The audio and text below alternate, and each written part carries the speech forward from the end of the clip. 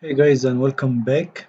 In this video, let's see automation script example, a new one. So let's sign to our Maximo. Let's see our script. Then we can test it. So go to automation script application. This is our script. We will try to change status based on priority. If priority change, description of work order will be changed. Launch point here will be attribute launch point. We will be validate against work order priority attribute.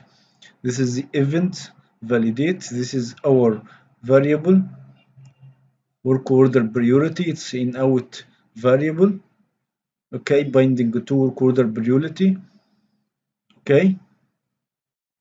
This is our variable.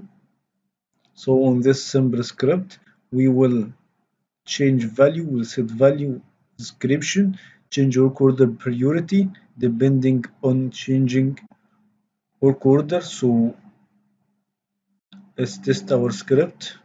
We could test it from here. So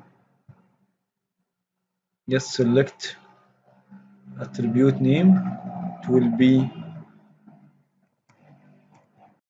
order priority. We set value to be 1, for example. Test.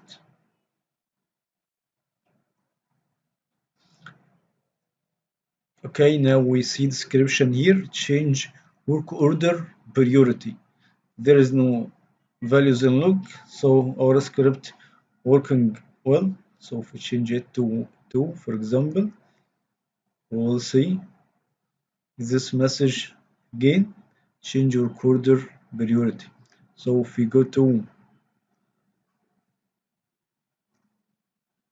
work order application and try to change, for example, this priority for order to 2.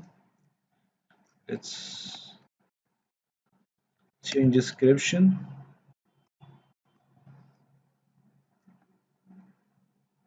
Now let's change this priority to 2. We should see this description. Okay, we could add priority here and so on. Okay, that's all guys for this video. See you there. Thank you.